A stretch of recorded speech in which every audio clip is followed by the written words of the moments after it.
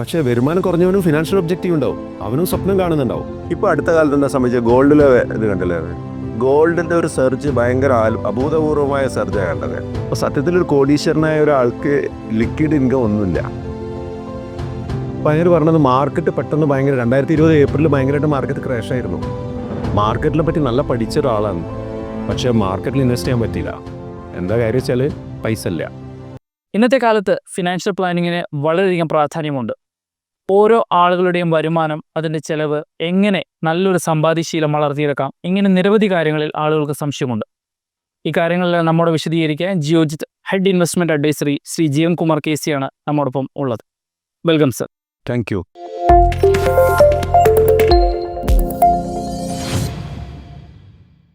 സാധാരണക്കാർക്ക് മനസ്സിലാവുന്ന ഭാഷയിൽ പറഞ്ഞാൽ എന്താണ് ഫിനാൻഷ്യൽ പ്ലാനിങ്? ഇത് സാധാരണയായി ഉള്ള ഒരു ഇൻവെസ്റ്റ്മെൻറ്റ് മാത്രമാണോ, അതോ ഭാവിയിലേക്കുള്ള ഒരു സുരക്ഷിത നിക്ഷേപം കെട്ടിപ്പടുക്കുന്നതിനുള്ള ശ്രമമാണോ? ഫിനാൻഷ്യൽ പ്ലാനിങ് എന്നുള്ള ഒരു പേഴ്സണൽ ഫിനാൻസായിട്ട് ബന്ധപ്പെട്ട ഒരു ജീവിത രീതിയാണ്. വളരെ സിമ്പിളായിട്ട് പറയുകയാണെങ്കിൽ നമ്മളുടെ ധനം കൈകാര്യം അല്ലെങ്കിൽ നമ്മളുടെ ഫിനാൻസ് കൈകാര്യം ചെയ്യുന്നതിൽ കൊണ്ടുവരുന്ന അച്ചടക്കം, അതാണ് ഫിനാൻഷ്യൽ പ്ലാനിങ്. അപ്പോൾ ഓരോ വ്യക്തിയും അയാളുടെ വരുമാനം, അയാളുടെ ചെലവ്, അയാളുടെ ആസ്തി, അയാളുടെ ലയബിലിറ്റി, അയാൾക്ക് മുൻകൂട്ടി കാണേണ്ടതായിട്ടുള്ള ഫിനാൻഷ്യൽ ഒബ്ജക്റ്റീവ്സ്, അയാൾ റിട്ടയർമെൻറ്റ് എന്നത്തേക്ക് വരും എന്നുള്ള കാര്യങ്ങൾ, അല്ലെങ്കിൽ അയാൾ അടയ്ക്കാനുള്ള ടാക്സിൻ്റെ കാര്യങ്ങൾക്ക് എന്താ കാര്യങ്ങൾ, അപ്പോൾ ചുരുക്കത്തിൽ അയാളുടെ പേഴ്സണൽ ഫിനാൻസായിട്ട് ബന്ധപ്പെട്ട എല്ലാ കാര്യത്തിലും ഒരു അച്ചടക്കം കൊണ്ടുവരിക എന്നുള്ളതാണ് ഫിനാൻഷ്യൽ പ്ലാനിങ്ങിനെ കൊണ്ട് നമ്മൾ ഉദ്ദേശിക്കുന്നത്. ഫൈനാൻഷ്യൽ പ്ലാനിങ് തുടങ്ങേണ്ട ഏറ്റവും അനുയോജ്യമായ സമയം ഏതാണ്? ഏറ്റവും കുറഞ്ഞ വരുമാനമുള്ളവരാണെങ്കിൽ പോലും ഇത്തരത്തിൽ ഫൈനാൻഷ്യൽ പ്ലാനിങ് ചെയ്യേണ്ടതുണ്ടോ? ഇറസ്പെക്റ്റീവ് ഓഫ് ഇൻകം എല്ലാവരും ഫിനാൻഷ്യൽ പ്ലാനിങ്, ഞാൻ നേരത്തെ പറഞ്ഞല്ലോ, പേഴ്സണൽ ഫിനാൻസ് അച്ചടക്കം കൊണ്ടുവരുന്ന എല്ലാവർക്കും നല്ലതാണ്. അത് കുറഞ്ഞ വരുമാനം കൊണ്ടുവരണം. കാരണം അവരുടെ സ്വപ്നം ഇപ്പോൾ എന്താണ് ഫിനാൻഷ്യൽ പ്ലാനിങ് ചെയ്ത് നമ്മളുടെ ഫിനാൻഷ്യൽ ഒബ്ജക്റ്റീവ് മീറ്റ് ചെയ്യാനുള്ള ഒരു ടൂളാണ് ഇത് ശരിക്കും, അല്ലേ? പക്ഷേ വരുമാനം കുറഞ്ഞവനും ഫിനാൻഷ്യൽ ഒബ്ജക്റ്റീവ് ഉണ്ടാവും, അവനും സ്വപ്നം കാണുന്നുണ്ടാവും, അല്ലേ? ഇപ്പോൾ വലിയ ശമ്പളം, വലിയ പദവിയുള്ള ആളുകളുടെ സ്വപ്നങ്ങൾ വലുതായിരിക്കും, അല്ലേ? അയാൾ സ്വപ്നം കാണുന്ന വാഹനങ്ങൾ ഏറ്റവും വലിയ പ്രീമിയം കാറായിരിക്കും. നേരെ മറിച്ച് ചെറിയ വരുമാനമുള്ളവൻ സ്വപ്നം കാണുന്ന ചിലപ്പം അവനൊരു ഒരു ഒരു ഇരുചക്ര വാഹനമായിരിക്കാം, അല്ലെങ്കിൽ ഏറ്റവും ബേസ് ലെവൽ മോഡൽ ഏതെങ്കിലും കാറായിരിക്കാം. സ്വപ്നങ്ങളെല്ലാം തുല്യമാണ്. അതേപോലെ തന്നെ അയാളുടെ വരുമാനം 25,000 രൂപ മാസം ശമ്പളം വാങ്ങുന്നവനും 25 ലക്ഷം രൂപ മാസം ശമ്പളം വാങ്ങുന്നവനും സ്വപ്നങ്ങളുണ്ടാവും. ഇതെല്ലാം അച്ചീവ് ചെയ്യുന്നതിന് അവരുടേതായിട്ടുള്ള വരുമാനത്തിൻ്റെ പരിധിക്കുള്ളിൽ നിന്ന് അച്ചീവ് ചെയ്യാനാണ് ഇവർ ശ്രമിക്കുന്നത്. അതിന് വേണ്ടിയിട്ടൊരു സിസ്റ്റം, അല്ലെങ്കിൽ അതിന് വേണ്ടിയിട്ടുള്ള ഒരു പ്രോസസ്സ്, അതാണ് ഫിനാൻഷ്യൽ പ്ലാനിങ് കൂടെ നമ്മൾ കൊണ്ടുവരുന്നത്. പക്ഷേ വേറെ എന്തോ ഒരു ഇത് നേരത്തെ തുടങ്ങുന്നതിൽ ഫിനാൻഷ്യൽ പ്ലാനിങ്ങിൽ നമ്മൾ ഇൻവെസ്റ്റ്മെൻറ്റിനെ പറ്റി പറയുമ്പോൾ എപ്പോഴും പറയാറില്ല നേരത്തെ തുടങ്ങണം. ഇൻവെസ്റ്റ്മെൻറ്റിൻ്റെ ഗോൾഡൻ റൂൾ ഓഫ് ഇൻവെസ്റ്റ്മെൻറ്റിൽ ഒന്ന് പറയുന്നത് സ്റ്റാർട്ട് ഏർലി എന്നുള്ളതാണ്. Invest early, invest regularly, invest for long time.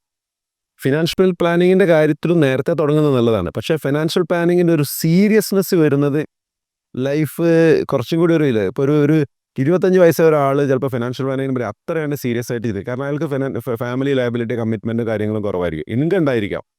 പക്ഷേ അയാൾക്ക് ഒരു ഇൻവെസ്റ്റ്മെൻറ്റ് ഹാബിറ്റ് അയാൾ തുടങ്ങുന്നത് നല്ലതാണ്. പക്ഷേ കറക്റ്റായിട്ട് ഒരു ഫിനാൻഷ്യൽ പ്ലാനിങ്ങിൽ ഐഡിയലി ഇപ്പോൾ ഒരു റീസെൻ്റ്ലി മാരീഡ് ആയിട്ടുള്ള ആൾ, കുഞ്ഞുങ്ങൾ ഇപ്പോൾ അടുത്ത് ചെറിയ കുട്ടികളൊക്കെ ഉള്ളത്, അപ്പോൾ അപ്പോഴാണ് അവർക്ക് കൂടുതൽ ഉത്തരവാദിത്വം വരുന്നത്. അപ്പോഴാണ് നേരത്തെ നമ്മൾ ഈ എഡ്യൂക്കേഷൻ, ഈ കാര്യങ്ങൾ, ഫാമിലിയിലെ ഇൻഷുറൻസിൻ്റെ ആവശ്യകതകൾ, റിട്ടയർമെൻറ്റിനെ പറ്റി ചിന്തിക്കുന്നതൊക്കെ. അപ്പം ഞങ്ങളെ സംബന്ധിച്ച് ഇപ്പം നമ്മളെ ജിയോജിത്തിനെ പറ്റിയിട്ട് പറയുകയാണെങ്കിൽ നമ്മൾ ഐഡിയലി ഒരു 35 വയസ്സിൻ്റെയും 40-45 വയസ്സിൻ്റെ ഇടയിലുള്ള ആൾക്കാരാണ് കൂടുതലായിട്ട് ഫിനാൻഷ്യൽ പ്ലാനിങ് വരുന്നത്. കാരണം ആ സമയത്താണ് അവർ ഇതിനെപ്പറ്റി കൂടുതൽ ചിന്തിക്കുന്നത്. ഇൻവെസ്റ്റ്മെൻറ്റ് ആരംഭിക്കുന്നത് എപ്പോഴും നേരത്തെ ആകുന്നത് നല്ലതാണ്. ഫിനാൻഷ്യൽ പ്ലാനിങ് ഒരു ഘട്ടം കഴിഞ്ഞ് ഒരു 30 വയസ്സിന് ശേഷമാണെങ്കിൽ ഐഡിയലി നല്ല ടൈമായിരിക്കും. കാരണം കൂടുതൽ കാര്യങ്ങൾ പ്ലാൻ ചെയ്യാൻ വേണ്ടി പറ്റും. പല ആളുകളുടെയും സാമ്പത്തിക ലക്ഷ്യങ്ങൾ പലതായിരിക്കാം. ചില വ്യക്തികൾ ഒരുപക്ഷെ വീട് വയ്ക്കുന്നതിനായിരിക്കും അവർ ഏറ്റവും കൂടുതൽ ഇമ്പോർട്ടൻസ് കൊടുക്കുക, അല്ലെങ്കിൽ അവരുടെ ലക്ഷ്യം അതായിരിക്കും. ചില ആളുകൾക്ക് അവരുടെ കുട്ടികളുടെ ഉന്നത വിദ്യാഭ്യാസമായിരിക്കും. ഇങ്ങനെ അവരുടെ സാമ്പത്തിക ലക്ഷ്യങ്ങൾ നിശ്ചയിക്കേണ്ടത് എങ്ങനെയാണ്? ഇതിൽ ഇൻഫ്ലേഷൻ കണക്കാക്കേണ്ടത് എങ്ങനെയായിരിക്കും? ഇൻഫ്ലേഷൻ നമ്മൾ ജനറൽ ഇൻഫ്ലേഷനുണ്ട്, പിന്നെ ഓരോ രംഗത്ത് അതിൻ്റേതായ ഇൻഫ്ലേഷൻ കൂടുതലുണ്ട്. ഇപ്പം ഞാൻ എഡ്യൂക്കേഷൻ രംഗത്ത് കൂടുതൽ ഇൻഫ്ലേഷൻ ഉണ്ട്, അതിനേക്കാളും കൂടുതലാണ് മെഡിക്കൽ. ഞാനിപ്പോൾ കഴിഞ്ഞ ദിവസം ഒരു ആർട്ടിക്കിൾ വായിച്ചു, 2024 മെഡിക്കൽ ഇൻഫ്ലേഷൻ 14%. അതെ, വളരെ കൂടുതലാണ്. ജനറൽ ഇൻഫ്ലേഷൻ്റെ ഇരട്ടിയിലധികമാണ്. 1,00,000 രൂപ കൊടുത്ത് ഒരു സർജറി ഇന്ന് ചെയ്യുന്നുണ്ടെങ്കിൽ, ചെറിയൊരു സർജറിക്ക് 1,00,000 പറ്റുള്ളൂ, അല്ലേ? 5 വർഷം ചെയ്യുമ്പോൾ അതിന് 14% അപ്ലൈ ചെയ്ത് കഴിഞ്ഞാൽ 2 ലക്ഷത്തിനെടുത്തെത്തി. 1.92 ലക്ഷം എന്നാണ് കണക്കുകൾ പറയുന്നത്. അപ്പോൾ ഇത് ഇങ്ങനെ കൂടി കൂടി വരികയാണ്. എഡ്യൂക്കേഷൻ്റെ സമയത്ത് രംഗത്തും ഇത് തന്നെയാണ് കൂടുതൽ വരുന്നത്. അപ്പോൾ ഇതിന് നമ്മൾ ഇൻഫ്ലേഷൻ കൺസിഡർ ചെയ്യുമ്പോൾ ഇപ്പോൾ വിവാഹത്തിന് നമ്മൾ നോർമലി ഇപ്പം ഞങ്ങൾ ഫിനാൻഷ്യൽ പ്ലാനേഴ്സിന് ഒരുപാട് സെറ്റ് ഓഫ് ഫിനാൻഷ്യൽ പ്ലാനേഴ്സ് ഉണ്ട് സ്റ്റെപ്സിൽ. ഇവർ വിവാഹം അങ്ങനെയുള്ള ചിലവുകൾക്കൊക്കെ നമ്മൾ നോർമൽ ആനുവൽ ഇൻഫ്ലേഷൻ എന്നാണ് അത് കൺസിഡർ ചെയ്തിട്ടാണ് ചെയ്യാറ്. എഡ്യൂക്കേഷന് വേറെ തന്നെ അപ്ലൈ ചെയ്യും, മെഡിക്കലിന് വേറെ അപ്ലൈ ചെയ്യും, അങ്ങനെ ചെയ്യാറുണ്ട്. ഓരോ വ്യക്തിയുടെയും റിസ്ക് എടുക്കാനുള്ള ശേഷി എങ്ങനെയാണ് നമ്മൾ വിലയിരുത്തേണ്ടത്? ഒപ്പം അവരുടെ പ്രായം, അവരുടെ വരുമാനം എന്നിവ കണക്കാക്കി അവരുടെ ഇൻവെസ്റ്റ്മെന്റ് പോർട്ട്ഫോളിയോയിൽ എന്തെല്ലാം മാറ്റങ്ങൾ വരുത്തണം? റിസ്ക് എടുക്കാനുള്ള കപ്പാസിറ്റി നമ്മൾ വെറുതെ ഒരു 5 മിനിറ്റ് സംസാരിച്ചിട്ടോ അങ്ങനെ കണ്ടിട്ടോ ഒന്നും മനസ്സിലാക്കാൻ പറ്റില്ല. പിന്നെ അഭിലാഷിന് എത്ര റിസ്ക് എടുക്കാന്നുള്ളതിനെ പറ്റി എനിക്ക് അഭിലാഷിനോട് അങ്ങനെ സംസാരിച്ച കാര്യമില്ല. ഞാൻ എത്ര റിസ്ക് എടുക്കുന്നുള്ള അഭിലാഷിന് അറിയില്ല. അപ്പം ഞങ്ങൾ ശാസ്ത്രീയമായിട്ടൊരു രീതി അവലംബിച്ചിട്ടാണ് റിസ്ക് എടുക്കാനുള്ള കപ്പാസിറ്റി നോക്കാറ്. അപ്പം ഇവരുടെ കപ്പാസിറ്റി, ഇവരുടെ വില്ലിങ്നെസ്, ഇപ്പോൾ ഫിനാൻഷ്യൽ കപ്പാസിറ്റി ഉണ്ടാവും, പക്ഷെ ചിലർക്ക് വില്ലിങ്നെസ് ഉണ്ടാവില്ല. കുറേ കാശുണ്ടാവും, പക്ഷേ കാശൊന്നും ചിലവാക്കണം അയാൾ ശ്രദ്ധിച്ചിരിക്കും. ചിലവർക്ക് എന്താ നേരെ തിരിച്ചായിരിക്കും, വില്ലിങ്നെസ് ഭയങ്കരമായിരിക്കും, കപ്പാസിറ്റി ഉണ്ടാവില്ല. അങ്ങനത്തെ ആൾക്കാരെ പോയി റിസ്ക് എടുക്കുക, മനസ്സിലായി? അപ്പോൾ ഈ കപ്പാസിറ്റി, ഈ വില്ലിങ്നെസ്, ഈ 2 എലമെൻറ്റിനെയും കൂടി കമ്പൈൻ ചെയ്തിട്ട് കുറച്ച് ക്വസ്റ്റ്യൻസ് അങ്ങോട്ട് വളരെ സിമ്പിളായിട്ട് നമ്മളെ നിത്യജീവിതമായിട്ട് ബന്ധപ്പെട്ട ഒരു 10-12 ക്വസ്റ്റ്യൻ അങ്ങോട്ട് കൊടുക്കും. നിങ്ങൾ എന്തായിരിക്കും ഇത് ആൻസർ ചെയ്യുക? Hypothetically what will you answer for this question? ആ ഒരു ചോദ്യമാണ്. അയാൾ ആ ക്വസ്റ്റ്യന് കൊടുക്കുന്ന രീതി ആൻസർ ഉണ്ട്. ആ ആൻസർ കണ്ടാൽ അറിയാം അയാൾ ഏത് റിസ്ക് എടുക്കുന്ന ആളാണോ അല്ലേ എന്നുള്ള കാര്യം. അല്ലെങ്കിൽ ഒരു പരിധിക്കുള്ളിൽ റിസ്ക് എടുക്കും, അല്ലെങ്കിൽ ഒട്ടും റിസ്ക് എടുക്കില്ല, അല്ലെങ്കിൽ ഹൈപ്പറായിട്ട് റിസ്ക് എടുക്കുന്ന ആൾക്കാരുണ്ടാവും. അപ്പം നമ്മൾ ഈ ഒരു രീതിയാണ് സാധാരണഗതിയിൽ എല്ലാ ധനകാര്യ സേവന സ്ഥാപനങ്ങളും അവലംബിക്കുന്ന രീതി. നമ്മൾ ചോദിക്കും, എന്നതിന് ശേഷം മാത്രമേ നമ്മൾ റിസ്ക് പ്രൊഫൈൽ അനലൈസ് ചെയ്തിട്ട് ഏത് കാറ്റഗറിയിലാണ് ഇയാൾ വരുന്നത് അതിനനുസരിച്ചിട്ടുള്ള അസറ്റ് അലോക്കേറ്റ് ചെയ്ത് കൊടുക്കും. അഗ്രസീവായിട്ടുള്ള ഒരാൾക്ക് കൂടുതൽ ഇക്വിറ്റിയുടെ ഒരു എക്സ്പോഷർ നമ്മൾ കൊടുക്കും, 80% വരെയൊക്കെ കൊടുക്കും. വളരെ കൺസർവേറ്റീവ്, അയാൾ റിസ്ക് ഒന്നും എടുക്കില്ല, അയാളുടെ ഏജ് ഫാക്ടർ, അയാളുടെ ഫാമിലി കമ്മിറ്റ്മെൻറ്റ്, അയാളുടെ വരുമാനം, ഇതൊക്കെ നോക്കുമ്പോൾ റിസ്ക് എടുക്കാൻ പറ്റാത്ത ഒരു സാഹചര്യമാണെങ്കിൽ നേരെ തിരിച്ചായിരിക്കും. വളരെ സേഫായിട്ടുള്ള ഫിക്സ്ഡ് ഇൻകം പ്രോഡക്റ്റുകളായിരിക്കും 50% പോകുന്നത്. ബാക്കി റിസ്ക് ഉള്ളത് 20% ഇപ്പോൾ ഉള്ളൂ. ഇതിനിടയിൽ ഒരു മീഡിയം ലെവലിൽ റിസ്ക് എടുക്കുന്ന ആളുണ്ട്. വേണമെങ്കിൽ നമ്മൾ 4-5 കാറ്റഗറി ഉണ്ടാക്കാം. മോഡറേറ്റ്ലി അഗ്രസീവ് എന്ന് പറഞ്ഞ ഒരാളുണ്ട്. അഗ്രസീവ് ആണ്, എന്നാലും അത്ര അങ്ങ് ഹൈപ്പർ അഗ്രസീവ് അല്ല. അപ്പോൾ അവരെ 4ാമത്തെ കാറ്റഗറി. അപ്പോൾ ഇങ്ങനെയൊക്കെ അതിനനുസരിച്ചാണ് അതിനനുസരിച്ച് അസറ്റ് അലോക്കേഷൻ നമ്മൾ കൊടുക്കും. ഒരു കുടുംബത്തിലെ ഒരു കുടുംബനാഥൻ അദ്ദേഹം എടുത്തിരിക്കേണ്ട ഇൻഷുറൻസ് കവറേജ് ഏതൊക്കെയാണ്? ഒപ്പം ടേം ഇൻഷുറൻസിലുള്ള ഒരു പ്രാധാന്യം എന്താണ്? ഹെൽത്ത് ഇൻഷുറൻസിൻ്റെ കവറേജ് എങ്ങനെയാണ്, എത്രയാണ് എന്നുള്ളത് എങ്ങനെയാണ് നിശ്ചയിക്കുന്നത്? ടേം ഇൻഷുറൻസ് മസ്റ്റാണ് ഏതൊരു വ്യക്തി. ടേം ഇൻഷുറൻസ് എടുക്കുന്ന സമയത്ത് എങ്ങനെ നമ്മൾ എത്ര വേണം എന്നുള്ളത് അത് വളരെ ഇമ്പോർട്ടൻ്റ്. കാരണം നമ്മളിപ്പോൾ സാധാരണ നമ്മൾ കൺവെൻഷനിൽ ഇൻഷുറൻസ് എടുക്കുന്ന ഒരു രീതിയുണ്ട്. നമ്മൾ പരിചയമുള്ള ഏജൻറ്റ് വരുമാവും, അയാൾ പറയും ഇത് നല്ല പ്രൊഡക്റ്റാണ്. അയാൾ ചിലപ്പോൾ എൻഡോമെൻ്റ് പ്ലാൻ ആയിരിക്കും, അല്ലെങ്കിൽ വല്ല യൂലിപ്പ് പ്ലാൻ ആയിരിക്കും തരുന്നത്. ടേം പ്ലാൻ ചിലപ്പോൾ അയാൾ പറഞ്ഞിട്ടുണ്ടാവില്ല. ഓക്കെ, അപ്പോൾ ഒരു ടേം പ്ലാൻ എടുക്കുന്ന സമയത്ത് നമ്മളെ ലൈഫിൻ്റെ വാല്യൂ എത്രയാണെന്നുള്ളത് മനസ്സിലാക്കും. അതിന് ഞാൻ നേരത്തെ റിസ്ക് പ്രൊഫൈലിൻ്റെ കാര്യം പറഞ്ഞ പോലെ തന്നെ ഹ്യൂമൻ ലൈഫ് വാല്യൂ കാൽക്കുലേറ്റ് ചെയ്യുന്ന ഒരു രീതിയുണ്ട്. വളരെ വാനിൽ അല്ലെങ്കിൽ പ്ലെയിനായിട്ട് നമ്മൾ കാൽക്കുലേറ്റ് ചെയ്യുന്നത് വെച്ചാൽ നമ്മളിപ്പോൾ ആനുവൽ ഇൻകം എത്രയുണ്ട്. ഓക്കെ, ഒരു വർഷം ഇപ്പോൾ 10 ലക്ഷം രൂപ ഒരാൾക്ക് ആനുവൽ ഇൻകം തന്നെയായിരിക്കും. അയാൾക്ക് ഇനി എത്ര കൊല്ലം സർവീസ് ഉണ്ട് വിചാരിക്കുക, 10 കൊല്ലം കൂടി അല്ലെങ്കിൽ 15 കൊല്ലം കൂടി സർവീസ് ഉണ്ട്. ആ 10 ലക്ഷം ഇൻറ്റു 15 വർഷത്തെയാണ് അയാളുടെ ഇൻഷുറൻസ് വാല്യൂ എന്ന് പറഞ്ഞാൽ നമ്മൾ വളരെ സിമ്പിളായിട്ട് കാണാം. പക്ഷെ അത് മാത്രമല്ല, ചില ആൾക്കാർ അതിലെ എക്സ്പെൻസും അയാളുടെ ഫാമിലി കമ്മിറ്റ്മെൻറ്റും ബാക്കിയുള്ള കാര്യങ്ങളൊക്കെ അതും കൂടി അഡ്ജസ്റ്റ് ചെയ്തിട്ട് കാണാം. അപ്പോൾ ഈ ഹ്യൂമൻ ലൈഫ് വാല്യൂ കാൽക്കുലേറ്റ് ചെയ്യാൻ ഒരുപാട് കാൽക്കുലേറ്റേഴ്സ് ഒക്കെ ഉണ്ട്. അപ്പോൾ നമ്മൾ ബ്ലൈൻഡായിട്ട് എനിക്ക് ഇത്രയാണ് ഇൻഷുറൻസ് വേണ്ടതെന്നുള്ളത് നമ്മൾ തീരുമാനിക്കരുത്. നമ്മൾ കാൽക്കുലേറ്റ് ചെയ്തിട്ട് വേണം. എന്നാൽ മാത്രമേ നമ്മൾ ഇൻഷുറൻസിൻ്റെ യഥാർത്ഥ മീനിങ് അല്ല അതിൻ്റെ ഒരു ഗുണം കിട്ടണമെന്നുണ്ടെങ്കിൽ നമ്മളെ ആബ്സെൻസിൽ നമ്മളെ ഡിപ്പെൻഡ് ചെയ്ത് വന്നിരുന്ന ഫാമിലി അംഗങ്ങൾക്ക് അവർക്ക് അല്ലലില്ലാതെ മുന്നോട്ട് പോകാൻ അവരുടെ ട്രാക്കിലേക്ക് തിരിച്ചു കൊണ്ടുവരാനുള്ള പൈസ എത്ര വേണമെന്ന് നമ്മൾ കാൽക്കുലേറ്റ് ചെയ്യണം. എന്നിട്ട് വേണം നമ്മൾ എന്ത് ചെയ്യണം, ഈ ടേം ഇൻഷുറൻസ് എടുക്കുക. അപ്പോൾ term insurance is a must.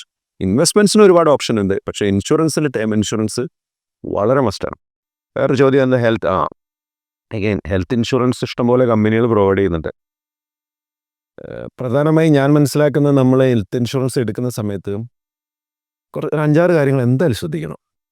ഒന്ന്, മെയിനായിട്ട് നമ്മളുടെ ഈ സം എഷ്യൂർഡ് എത്രയാണെന്നുള്ളതിനെ പറ്റി ഒരു ബോധം വേണം. ഇപ്പോൾ വലിയൊരു മെട്രോ സിറ്റിയിലോ അല്ലെങ്കിൽ വലിയ ബോംബെ പോലൊരു സിറ്റിയിലോ ബാംഗ്ലൂർ പോലെയോ ഡൽഹി പോലുള്ള ഒരു വലിയ മേജർ സിറ്റിയിൽ താമസിക്കുന്ന ആളുകൾക്ക് അവിടെ ഹോസ്പിറ്റലൈസേഷൻ എക്സ്പെൻസ് ഭയങ്കരമായിരിക്കും അല്ലേ. അപ്പോൾ അവിടെ നമ്മൾ ചെറിയൊരു കാശിൻ്റെ സം എഷ്യൂർഡ് എടുത്തിട്ട് കാര്യമില്ല.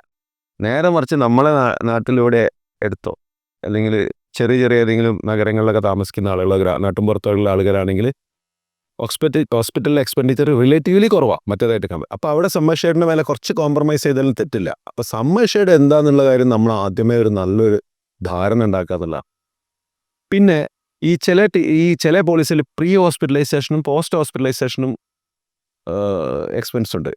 അത് കവറൊക്കെ തരികയാണെങ്കിൽ നല്ലതായിരിക്കും. ഫ്രീ ഹോസ്പിറ്റലൈസേഷൻ നമ്മൾ ആദ്യം ചെക്കപ്പിനും കാര്യങ്ങളൊക്കെ പോകുന്നത്. ചിലർ ആ എക്സാക്ട്ലി ഹോസ്പിറ്റലൈസ് ആയ ദിവസം മുതലുള്ള ഡിസ്ചാർജ് ആവുന്നവരെയുള്ള കാശേ തരുള്ളൂ.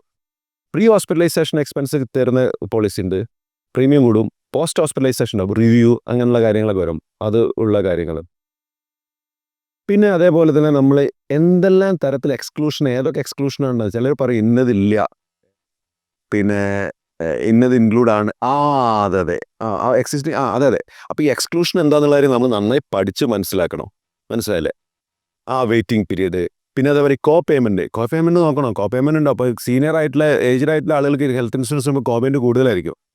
കോ പേയ്മെൻറ്റ് ഒന്നുമില്ല, 1,00,000 രൂപ ക്ലെയിം വന്നു കഴിഞ്ഞാൽ 10% കോ പേയ്മെൻറ്റ് ഉണ്ടെങ്കിൽ 90,000 രൂപയാണ് ആര് തരുന്നത്? കമ്പനി തരുന്നത്. 10,000 രൂപ നമ്മളെ കയ്യിൽ നിന്ന് എടുക്കുക. മനസ്സിലായില്ലേ?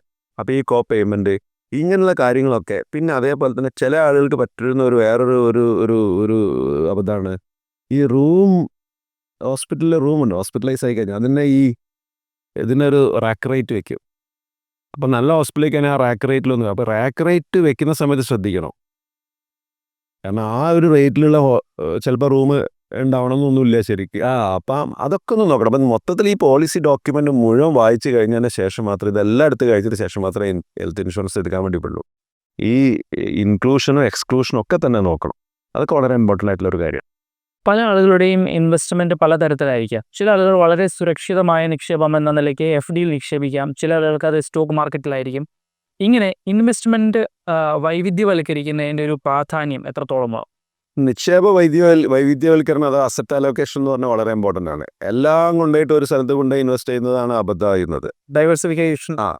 Diversification is a must. കാരണം ഇപ്പോൾ അടുത്ത കാലത്ത് എന്താ സംഭവിച്ചത്? ഗോൾഡിലെ ഇത് കണ്ടില്ലേ? ഗോൾഡിൻ്റെ ഒരു സെർജ് ഭയങ്കര അഭൂതപൂർവമായ സെർജാണ് കണ്ടത്. 10% ഗോൾഡ് അലോക്കേഷൻ കൊടുത്തിട്ടുണ്ടെങ്കിൽ ഒരു പ്രശ്നം ഉണ്ടായിരുന്നില്ല. മനസ്സിലായി? അപ്പം ഞാൻ പറഞ്ഞു വരുന്നത് എന്താ വെച്ചാൽ, നമ്മളെപ്പോഴും അതാണ് ഒരു അസറ്റ് ക്ലാസ്സിൽ കൊണ്ടുപോയിട്ടുന്നത് ഒരു അബദ്ധമാണ്. കഴിഞ്ഞ ദിവസം ഒരു കസ്റ്റമറെ ഫൈനാൻഷ്യൽ പ്ലാൻ വായിക്കേണ്ടായി. നമ്മളെ സ്റ്റെപ്സിലൊരു കസ്റ്റമർ നെറ്റ് വർത്ത് നോക്കിയ സമയത്ത് 20 കോടി രൂപ ഉണ്ട്. പക്ഷെ ചെയ്ത അബദ്ധം എന്താണെന്ന് വെച്ച് കഴിഞ്ഞാൽ, എല്ലാ കാശുള്ളത് കാക്കനാടും പരിസര പ്രദേശങ്ങളിലുള്ള ഫ്ലാറ്റുകളിലും ഒക്കെ തന്നെയാണ്. ഇത് കോവിഡിൻ്റെ ഒരു 5 വർഷം മുമ്പെയാണ് അത്ര അയാൾ ഈ ഫ്ലാറ്റൊക്കെ എടുത്ത് വാങ്ങിയത്. ചെറിയൊരു സോഫ്റ്റ്വെയർ കമ്പനിയാണ് നടത്തിയിട്ടുണ്ടായിരുന്നത്.